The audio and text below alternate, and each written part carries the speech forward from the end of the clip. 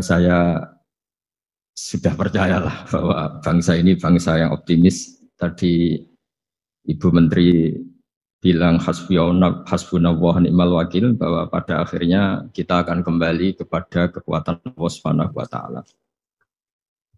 Sebelum kita cerita Isra Mi'raj dan inspirasi dari Isra Mi'raj, saya akan memberi analogi ya. Analogi ini akan menolong secara ilmu tauhid, ilmu mengesahkan Allah Subhanahu wa taala. Dan ini menjadi pokok ya dalam pengajaran tauhid. Ini mohon maaf kalau terpaksa saya ngaji model dulu lah, model pesantren ya. Tapi tanpa ngurangi rasa hormat, tanpa ngurangi rasa empati, rasa takdim saya. Teman-teman yang saya hormati semua, karena di sini banyak santri-santri muda.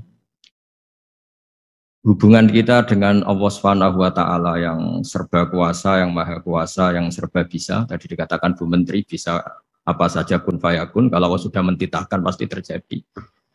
Itu kira-kira seperti ini. Saya ini bawa cincin dari besi mungkin, atau dari apa itu, ya besi lah atau perak. Yang jelas tidak emas ini, karena saya cowok. Yang jelas tidak emas. Saya bawa kertas. Kalau Anda saya tanya, kertas ini sama cincin kuat mana? Pasti akan menjawab kuat cincin, karena materinya dari besi. Jawaban itu benar, tapi harus ditambahkan secara materi itu kuat cincin ketimbang kertas. Tapi Anda salah, harusnya menjawab ya terserah Gus Bahak, karena yang megang itu Gus Bahak. Karena bisa saja saya punya rencana menghancurkan cincin ini, sementara saya punya rencana mengabadikan kertas ini. Kira-kira gitu hubungan manusia dan Allah Subhanahu wa taala. Jadi hal yang kita kira abadi karena materinya kuat, ternyata Allah punya rencana menghancurkan. Sementara yang kita kira lemah atau rentan atau apalah, ternyata Allah punya rencana mengabadikan. Di sini kemudian istilahnya orang-orang tasawuf, wa tafwidil umur ila mudabbiriha. Kita sebagai manusia menyerahkan urusan pada pengaturnya, pada yang punya. Bukan wilayah kita mengatakan cincin ini lebih kuat ketimbang atau lebih abadi ketimbang kertas. Karena saya punya rencana menghancurkan cincin, tapi ingin mengabadikan apa? Kertas. Sehingga tentang pandemi, tentang tragedi sosial, tentang apa saja, kita tidak pernah tahu rencana Allah itu mana yang lebih awet. Jangan-jangan kita takut pandemi, saya berkali-kali ngaji, mati kita kecelakaan. Jangan-jangan takut kecelakaan, mati kita karena ngelindur, tiru kebablasan, nggak bangun. Kita takut mati ngelindur, mati kecelakaan, jangan-jangan mati kita karena likuifaksi, karena gempa atau karena tsunami. Nah, hal-hal seperti ini yang terus menjadikan kita bilang dan berkeyakinan hasbunallah wa ni'mal wakil. Hanya Allah yang tahu dan semua urusan mencukupi kita hanya Allah. Tadi kata Bu Menteri, kita akan menghadapi ini dengan ilmu pengetahuan dan pengalaman. Oke, saya sangat setuju itu. Tapi lagi-lagi bangsa ini dan seluruh tren dunia itu kalau misalnya baru tsunami, ya semua orang ramai ketakutannya pada tsunami. Ilmuwan berteori bahwa tsunami siklusnya sekian tahun per sekian tahun. Nanti pas gempa juga gitu, pas likuifaksi juga gitu. Nanti kalau mudik mungkin ketakutan orang sama kemacetan, sama macam-macam. Takut kecelakaan laka di jalan dan sebagainya. Sehingga sebelum ngaji ini lebih jauh, pastikan bahwa tidak dalam wilayah kita mengatakan bahwa cincin ini lebih abadi, lebih awet ketimbang kertas. Tapi kita harus menjawab secara materi, cincin itu lebih awet ketimbang kertas. Tapi secara hakikat ya terserah yang mengendalikan, terserah yang punya, rencananya apa. Nah, di sini pentingnya ngaji. Karena dari ngaji itu kita akan kembali ke ma'rifatullah, ngerti Allah yang sebenarnya. Sebab itu di surat Isra disebut pada akhirnya ngaji itu apa? Subhanalladzi asra bi 'abdihi lailam minal masjidil haram ilal masjidil aqsa alladzi barakna haulahu. Tujuan akhirnya linuriyahu min ayatina. Bahwa Mi'raj itu hanya bagian kecil yang dingertikan kita betapa dahsyatnya kekuasaan Allah Subhanahu wa taala. Betapa tidak terbatasnya kemampuan dan kebisaan dan kudrahnya Allah Subhanahu wa taala. Makanya masih dikatakan min ayatina, itu masih sebagian kecil dari ayat-ayatku kata Allah. Lalu dalam surat Kahfi diterangkan, ketika orang kagum dengan Ashabul Kahfi yang bisa tidur dalam keadaan hidup 309 tahun atau Masehinya 300 tahun, kalau Hijriahnya 309 tahun. Itu mungkin kalau kita ilmuwan, ahli baksil ya, atau ahli apalah, itu mungkin lebih kagum tentang nyamuk. Saya berkali-kali bilang, andaikan kita sepakar-pakarnya, terus disuruh bikin nyamuk itu, nggak usah bikin nyata hidup, bikin patungnya saja. Nyamuk itu sekecil itu, kemudian punya jantung, jantungnya punya urat, uratnya punya kuman, kumannya juga punya urat. Bayangkan saja sudah tidak bisa.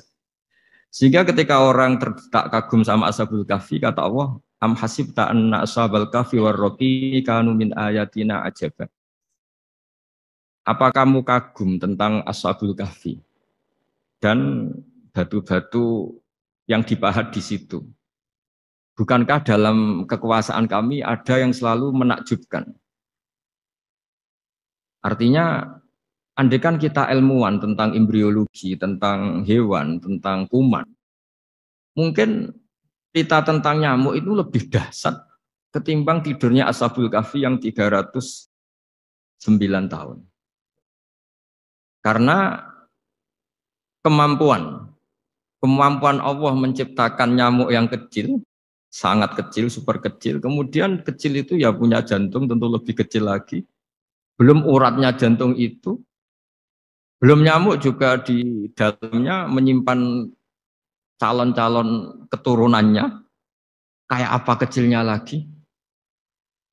Nah, di sini Allah mengingatkan kita, innallaha la yastahi ayyadriba matsalam ma fa'udatan fama faqaha. Allah tidak pernah malu jika dalam menunjukkan kekuasaannya Allah memberi contoh seekor nyamuk.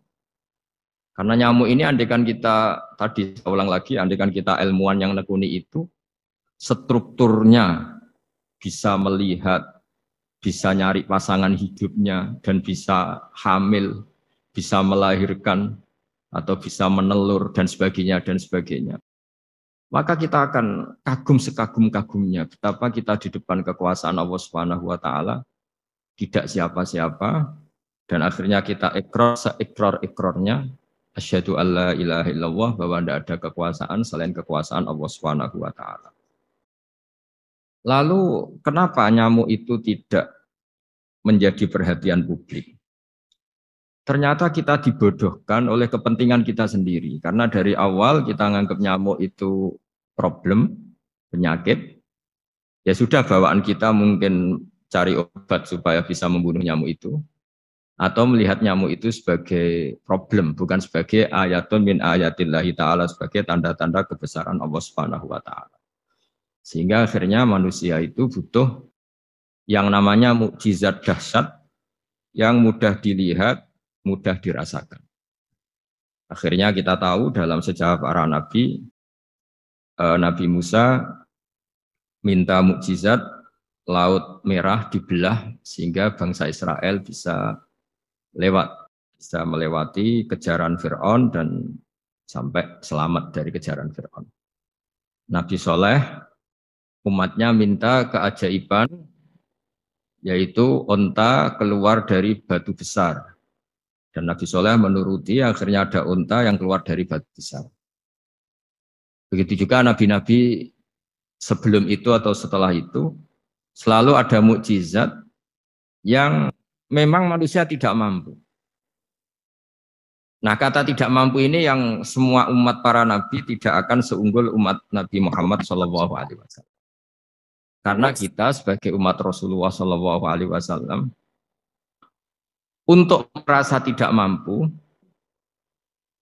itu tidak harus hal-hal seperti membelah laut, tidak harus hal-hal seperti onta keluar dari batu, tidak harus hal-hal yang dahsyat kayak tongkat Nabi Musa menjadi ular besar yang menelan semua sihir-sihirnya Fir'aun. Kita sebagai umatnya Nabi selalu tiap hari bilang innallaha ala kulli syai'in qadir, hanya Allah yang mampu. Allah mampu atas segala hal. Melihat nyamuk kita iman, melihat hal-hal kecil. Karena kita ketika melihat nyamuk, Itu mesti kita itu kok hebat nyamuk tanpa rapat, tanpa ada gaji dari Kemenku bisa populasinya dijaga. Padahal musuhnya banyak. Musuhnya nyamuk itu umat manusia yang katanya makhluk paling cerdas di dunia. Tapi tidak juga bisa menghabisi nyamuk. Mungkin mereka juga rapat terus untuk menjaga ketahanan populasinya. Jadi andai kan kita pakai ayat tadi, Inna woha la yastahi ayyadriba masalam ma ba'utoh. Allah itu tidak pernah malu untuk menunjukkan kekuasaannya. Cukup misalnya kita belajar tentang nyamuk. Sudah sekecil itu punya mata, matanya punya saraf, punya urat. Terus sekecil apa? Begitu nyamuk sendiri punya kuman. Kalau nyamuk sendiri kecil, terus kumannya sekecil apa? Organ tubuhnya seberapa? Ini sudah kedahsyatan yang luar biasa yang menjadikan kita iman. Innallaha ala kulli syai'in qadir. Allah sendiri yang maha kuasa. Sehingga kembali ke tadi, peristiwa Mi'raj yang super dahsyat pun kata Allah masih dikatakan linuriyahu min ayatina. Hanya untuk menunjukkan sebagian dari ayat-ayatku. Bukan mewakili semua ayat-ayat kekuasaan Allah Ta'ala. Tapi sebagian, min itu tab'id sebagian. Lalu sebelum kita jauh belajar, kita sendiri juga, saya sendiri masih belajar. Kehebatan Rasulullah Shallallahu Alaihi Wasallam, Nabi akhir zaman. Kenapa hebat? Itu diantaranya adalah karena mukjizat tongkat itu pada akhirnya diletakkan di museum. Orang melihat, terus gaya-gayanan kuat ke Turki, atau bisa melihat langsung di museum. Dan setelah melihat, kadang-kadang kita ragu, masa tongkat ini betul itu.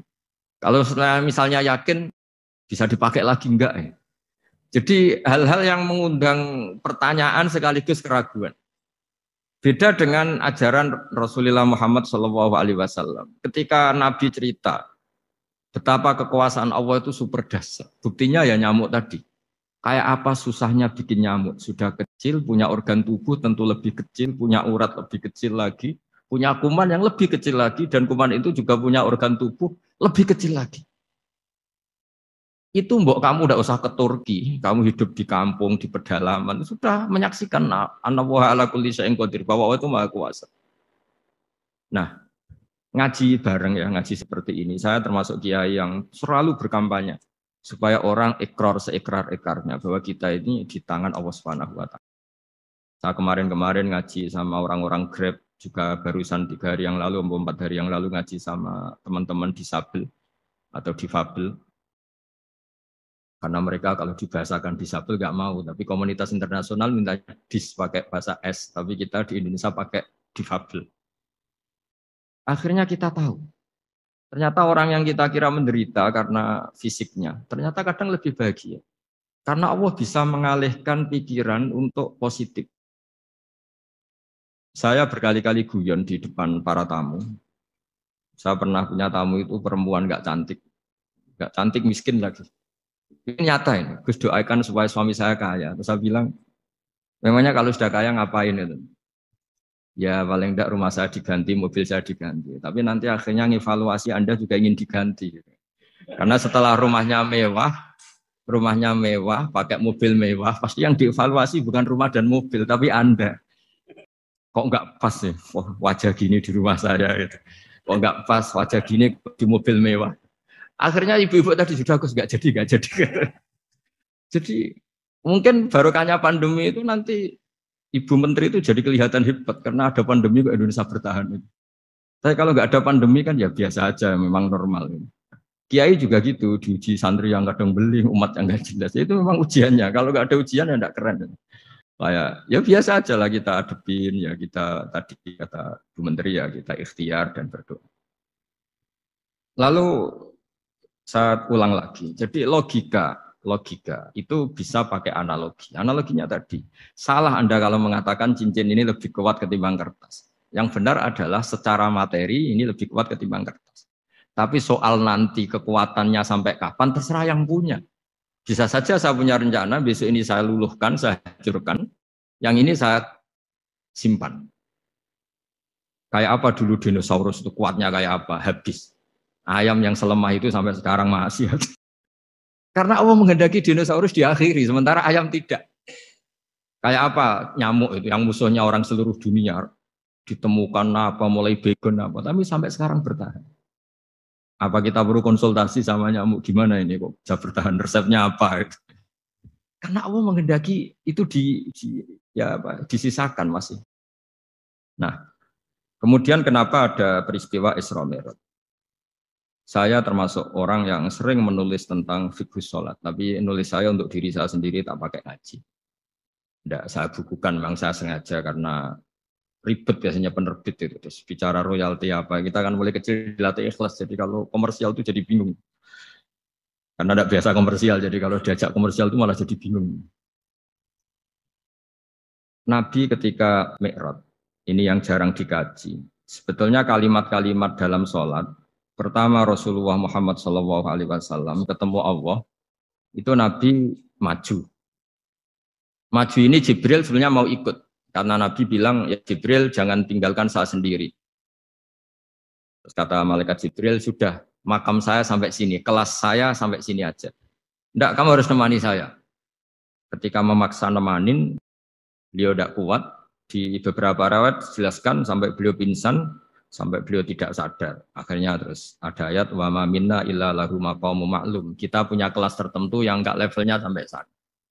Akhirnya Nabi masuk wilayah itu, area itu, dan Nabi ngendikan at-tahiyatul mubarakatus sholawatut thayyibatulillah. Kira-kira maknanya semua kehormatan, semua kebaikan, semua yang bersembah suci itu milik Allah Ta'ala. Lalu Allah menjawab, Assalamu alayka ayyuhan nabiyyu wa rahmatullahi wa barakatuh. Bahwa kamu Muhammad mendapat salam dari saya, mendapat semua kehormatan, semua keselamatan. Kemudian Nabi itu karena sebagai hamba yang tidak egois, tidak ingin kalau nikmat dirasakan sendiri, tidak ingin kalau sedang senang beliau sendiri yang merasakan, beliau ngendikan Assalamu alayna wa ala ibadillahi sholihin. Ya Allah tolong bahwa status selamat itu tidak hanya milik saya, tapi milik siapa saja yang soleh. Soleh itu ya sesuai kelas masing-masing. Setelah itu para malaikat melihat kebaikan Nabi yang seperti ini, melihat mentalnya atau keinginannya yang luar biasa untuk baik kepada semua orang, wa ala ibadillahi sholihin. Terus malaikat saat itu rame-rame bersaksi asyhadu alla ilaha illallah wa asyhadu anna muhammadar rasulullah. Catatannya apa di sini? Bahwa ternyata kesaksian tentang syahadat itu dimulai rasa tidak egois. Merasa bahwa rahmat ini harus dirasakan semua orang. Wa ma arsalnaka illa rahmatan lil alamin. Jadi rahmat ini harus dirasakan banyak orang.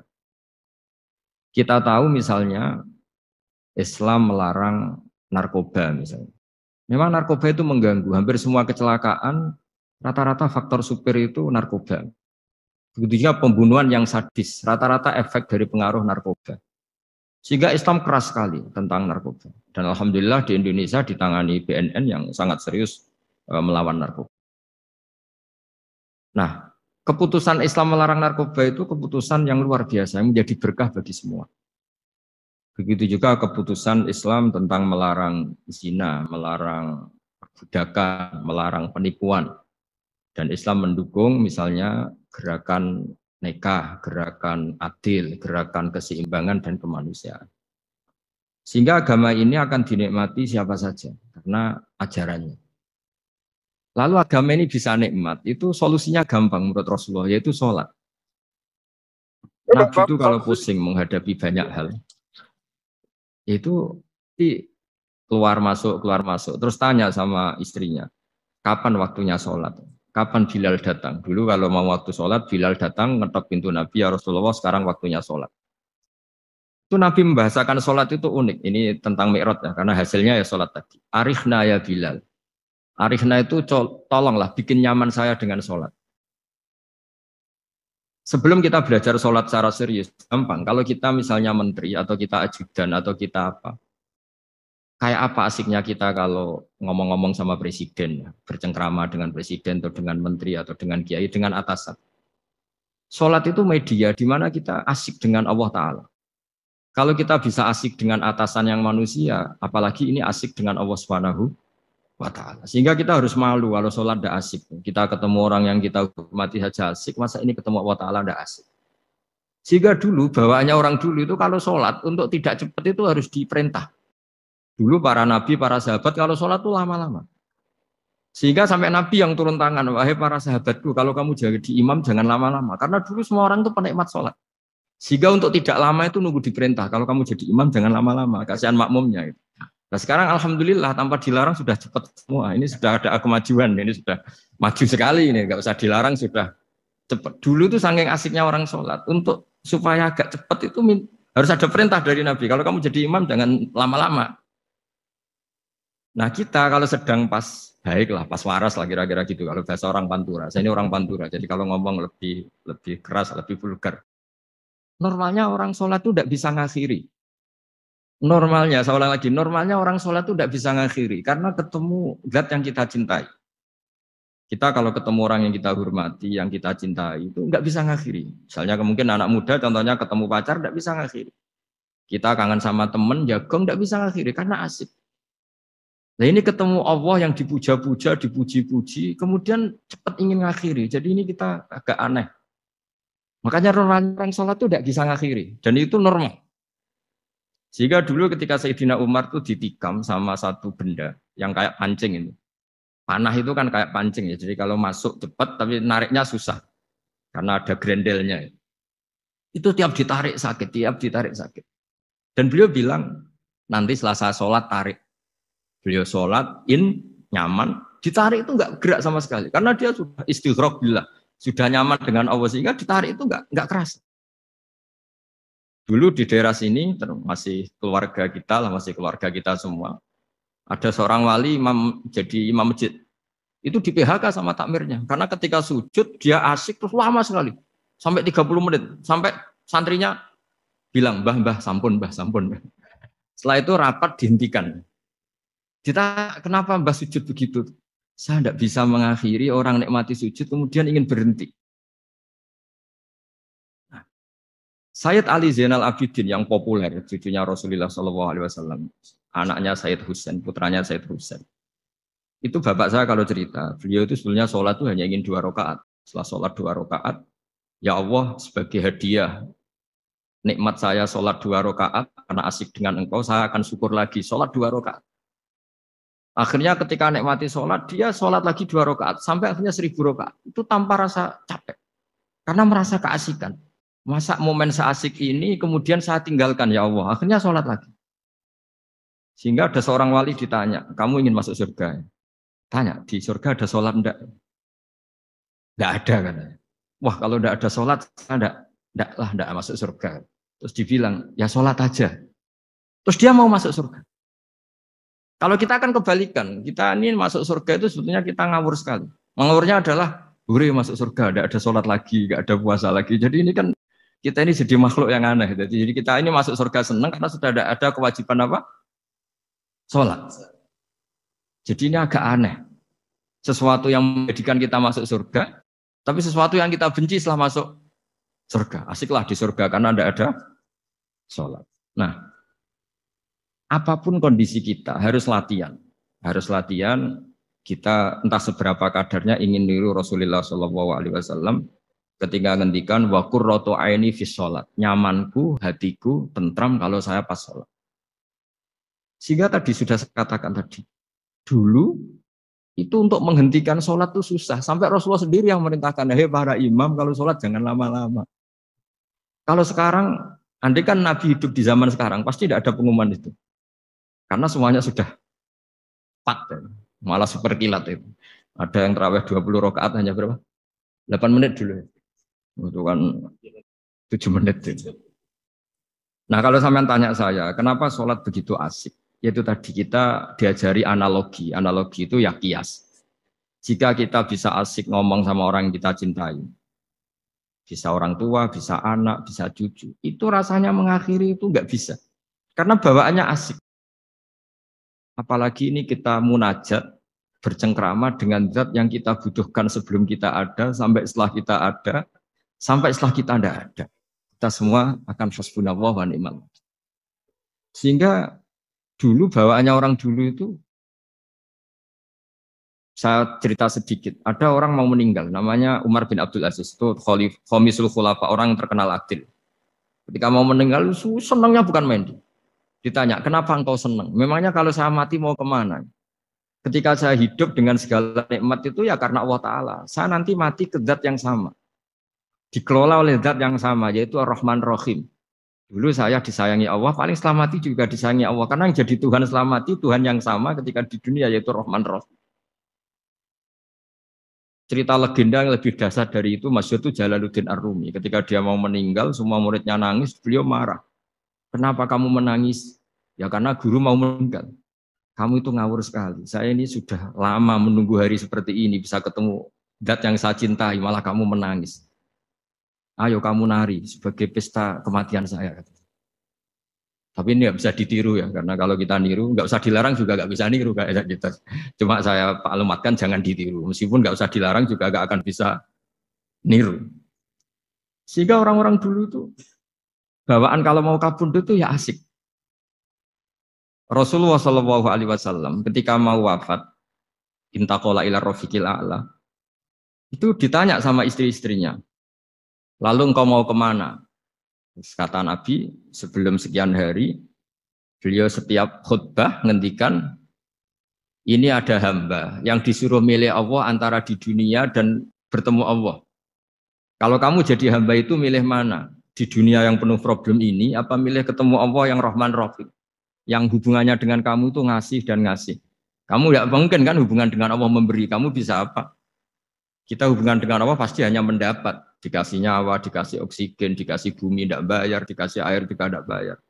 PDAM dikelola siapapun bayar, oksigen di rumah sakit bayar. Hubungan kita dengan Allah tidak pernah bayar oksigen, tidak pernah bayar sewa bumi. Punya kolam renang laut seluas itu ya tidak pernah bayar.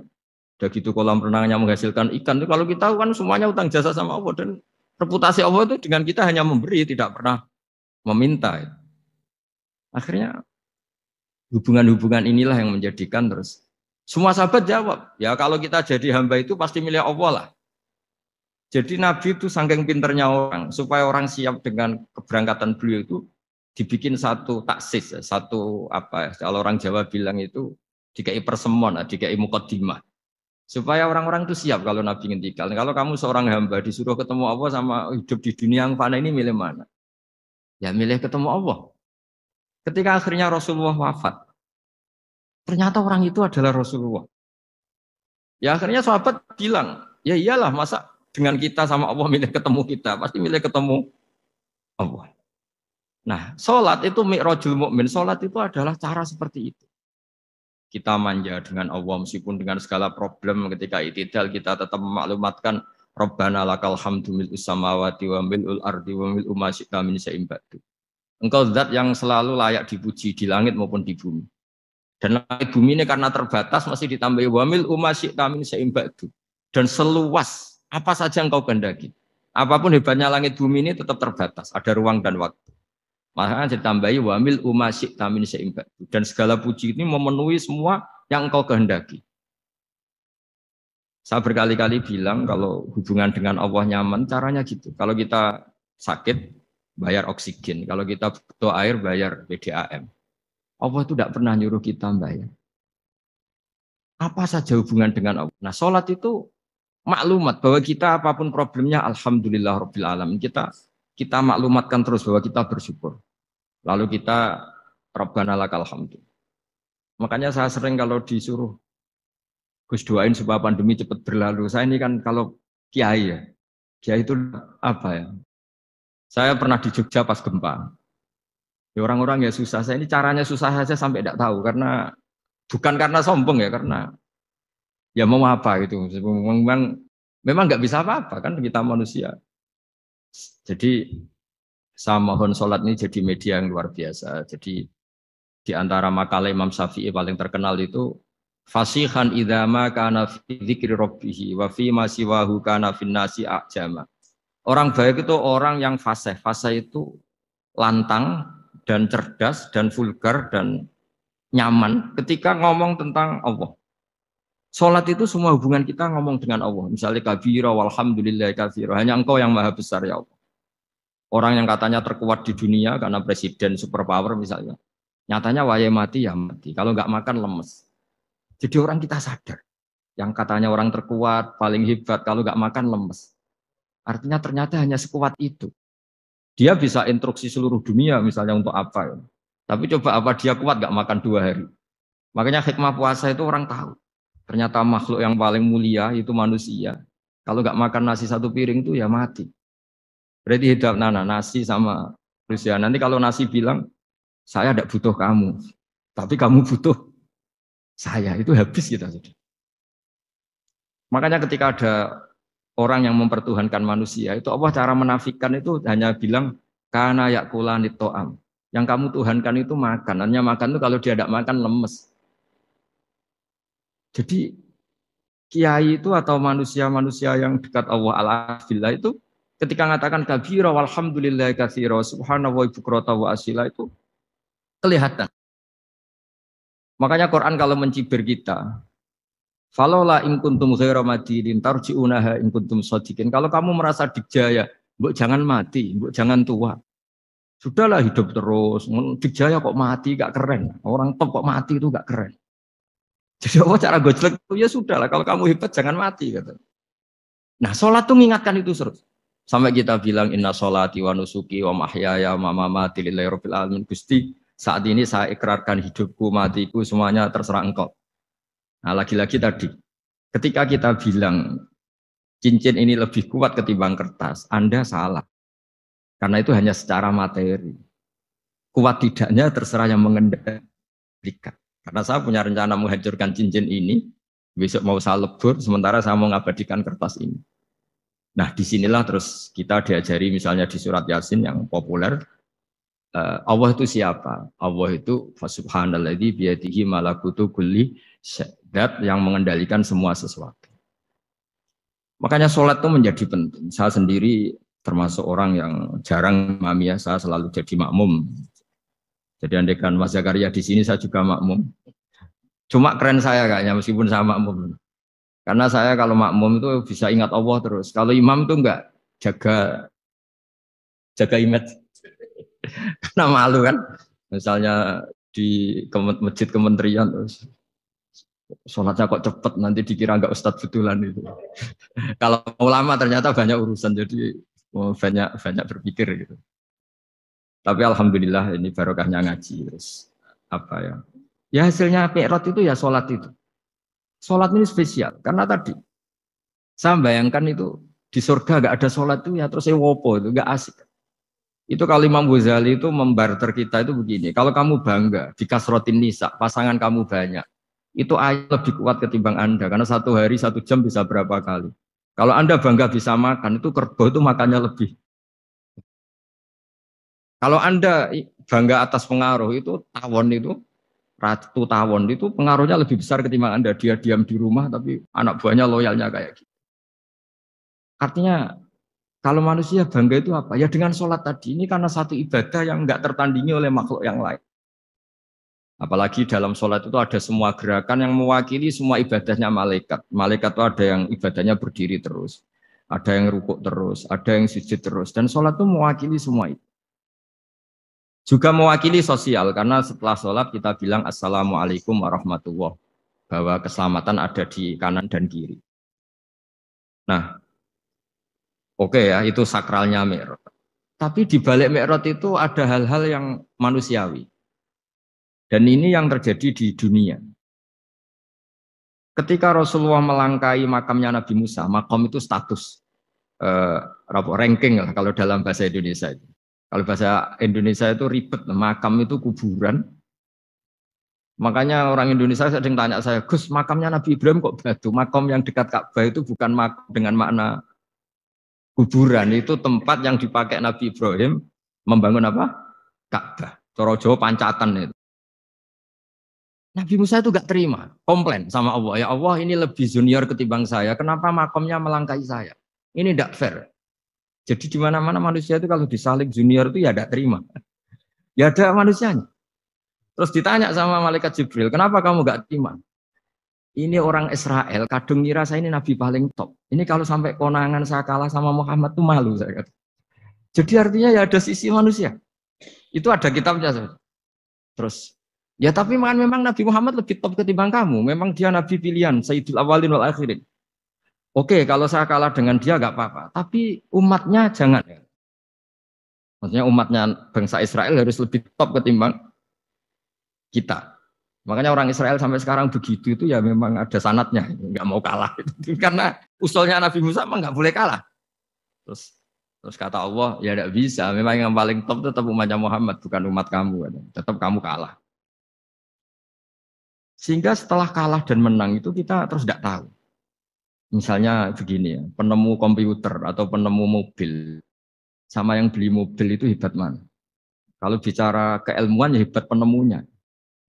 Tapi kalau bicara kapitalistik, udah bikinkan mobil yang mewah gini-gini. Nanti tanggal ini jadi ya. Hebat mana yang nyuruh sama yang disuruh? Kalau logikanya pakai gitu. Hebat mana yang nyuruh sama yang disuruh? Artinya kamu milih jadi mana? Penemu mobil, hebat kan? Tapi terus sama orang kaya diminta, bikinkan ini, speknya seperti ini, selesai di sini. Hebat mana? Nyuruh sama disuruh? Menyuruh.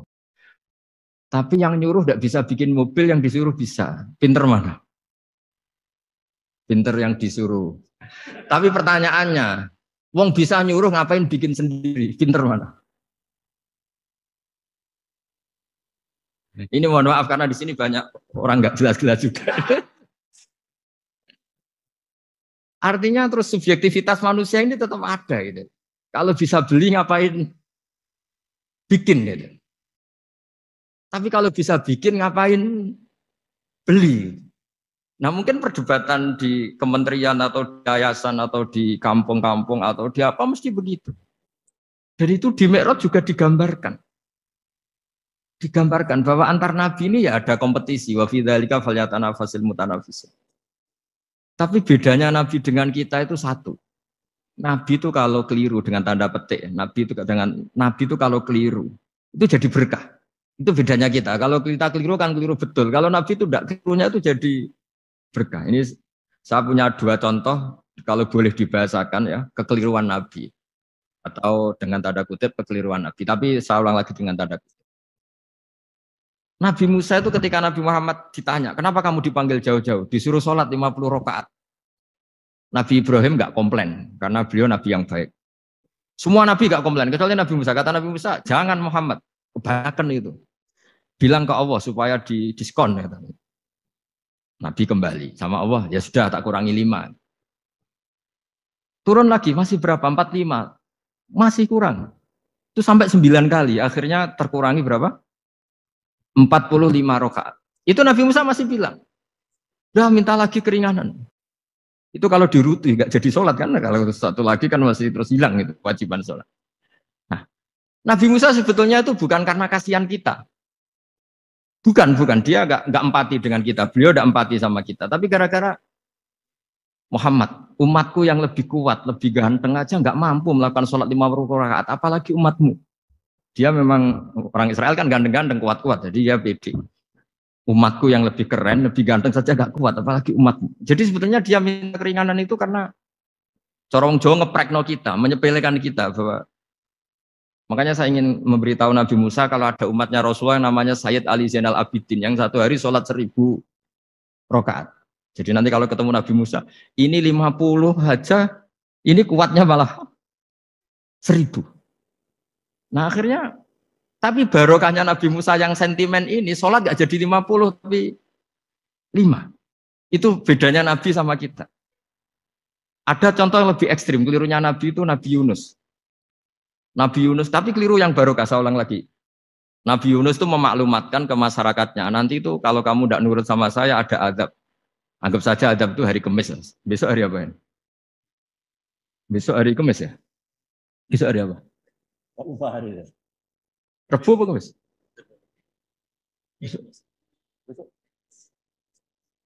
Lupa hari. Kata Nabi Yunus, 3 hari lagi akan ada azab. Tapi kurang 2 hari, kurang sehari umatnya masih dalam kemungkaran, dalam kemaksiatan, masih hura-hura. Akhirnya Nabi Yunus bilang, sudah ini tinggal sehari itu mangko ada azab. Tapi mereka tetap hura-hura.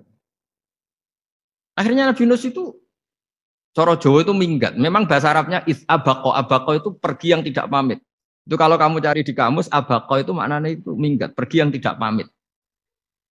Sama Allah dibahasakan abako. Oh, semua orang bener kabeh, udahlah tak tinggalkan. Setelah ditinggalkan, Nabi Musa disalahkan sama Allah. Kamu itu Nabi tidak diperintah hijrah kok. Hijrah. Syaratnya Nabi kan mengambil keputusan apa saja berdasar wahyu. Tapi tanpa ada perintah wahyu, dia tetap keluar dari kampungnya itu. Keluar sama Allah disalahkan. Wong Nabi kok minggat. Akhirnya ketika dia di kapal, di perahu itu, dulu itu ada mitos, kalau ada perahu mau tenggelam pasti ada yang minggat, diundi. Sampai 3 kali yang keluar dia, akhirnya tahu diri nyemplung. Nyemplung terus ditelan ikan nun. Pokoknya ikan besar lah. Diberi sanksi sama Allah, karena dia Nabi kok melanggar, diberi sanksi ditelan ikan nun. Telan ikan nun karena beliau seorang Nabi, perutnya ikan itu jadi masjid, dia baca tasbih terus. Tapi barokahnya dia minggat tadi asbako. Akhirnya 1 hari itu mau ada azab besar itu orang-orang nginceng rumahnya dia. Diinceng. Kalau betul ada azab, pasti orang ini lari. Masa ada azab dia di sini? Diinceng ternyata nggak ada. Wah berarti benar ini ada azab. Buktinya dia nggak ada. Jadi unik. Akhirnya dicinceng nggak ada terus dia, wah berarti ada azab betul. Hari itu masyarakatnya tobat semua karena ini ada betul. Buktinya Nabi Yunus sudah lari, berarti dia ada ingin kena. Padahal dia lari itu karena mangkel punya umat yang nggak nurut tadi. Wah sudah. Setelah sekian hari dia cari-cari kabar. Umatku itu kena azab enggak? Ternyata berita yang masuk dulu udah ada medsos, udah ada WA. Dulu itu nggak ada itu. Dengar kabar kalau umatnya tuh nggak kena azab karena 1 hari sebelum ada azab tobat semua. Terus dia nggak berani pulang. Karena ada hukum sosial di sana, kalau ada orang bohong hukumnya dibunuh. Berarti terus beliau berpikir, saya tidak bohong, katanya ada azab kok. Masyarakat saya baik-baik. Makanya setiap ketemu kaumnya dia lari karena takut dibunuh. Ternyata kaumnya sudah iman semua, mau ngejar dia dijadikan imam. Akhirnya, oh iya. Jadi itu bedanya Nabi sama ndak. Jadi Nabi itu kalau kelirunya itu barokah. Makanya kita tidak usah ikut keliru, karena keliru kita ini pasti tidak barokah. Itu musibah. Jadi dulu ceritanya Anteng juga gitu. Yang namanya istri 2 itu kan cemburu. Pertama Nabi Ibrahim punya istri namanya Sarah. Terus lama-lama karena belum punya anak, terus sama Sarah sendiri yang nyuruh supaya nikahi Hajar. Setelah punya anak cemburu. Kata Sarah, pokoknya saya nggak terima kalau kamu nggak ngelukai Hajar. Mulai dulu lelaki itu sudah pinter ngotak-ngatik. Kalau dilukai pipinya nanti tidak cantik. Apa ya, yang penting lukai tapi tetap cantik. Terus ada anting itu. Anting itu dulu ceritanya itu dilukai tapi tambah cantik. Nabi Ibrahim akhirnya melukai. Seneng Sarah karena sudah dilukai. Ternyata barokahnya dilukai itu jadi anting yang mempercantik perempuan. Padahal melukai istri itu kan tidak boleh. Tapi ini Nabi, ada saja cara yang dipilihkan Allah untuk ya tadi keliru saja barokah. Itu bedanya Nabi sama kita. Makanya disebut mimbabi hasanatil abrar sayyatul muqarrabin. Jadi Nabi sama seperti Nabi Adam. Nabi Adam itu dilarang Allah nggak boleh makan khuldi. Akhirnya makan terus harus hidup di dunia terus jadi dunia seperti ini. Tapi itu menjadikan harapan seluruh dunia bahwa Allah itu maha baik. Ketika ada yang diberi sanksi tetap diminta tobat dan dianjurkan tobat. Dan Allah berjanji setiap yang tobat pasti diterima. Sehingga terus kita sampai sekarang nggak pernah putus asa karena sudah diberi contoh bahwa bapak kita yang pernah salah dijanjikan tobat dan Allah pasti menerima tobat. Jadi ini bedanya kita dengan Nabi. Jadi semoga lewat pengajian ini atau ngaji bareng ini kita tahu kalau kita ahli astronomi atau ahli meteorik mungkin takut kita kejatuhan meteor. Kalau ahli gempa mungkin takut lempengan kita gini terus gempa. Kalau ahli tsunami takutnya tsunami. Kalau ahli sosial takut chaos. Mungkin yang ahli perbankan takut ras. Jadi kalau nuruti takut ya takut lah. Tapi cobalah kita iman lagi. Tadi kata Bu Menteri sudahlah punya hasbunallah wa ni'mal wakil ya sudah Indonesia pasti akan baik-baik saja dan kita akan selalu berharap dengan kecerdasan dengan ikhtiar. Tapi kita akan selalu berdoa kepada Allah Subhanahu wa taala. Saya kira demikian dan mohon maaf Monggo berdoa bareng-bareng.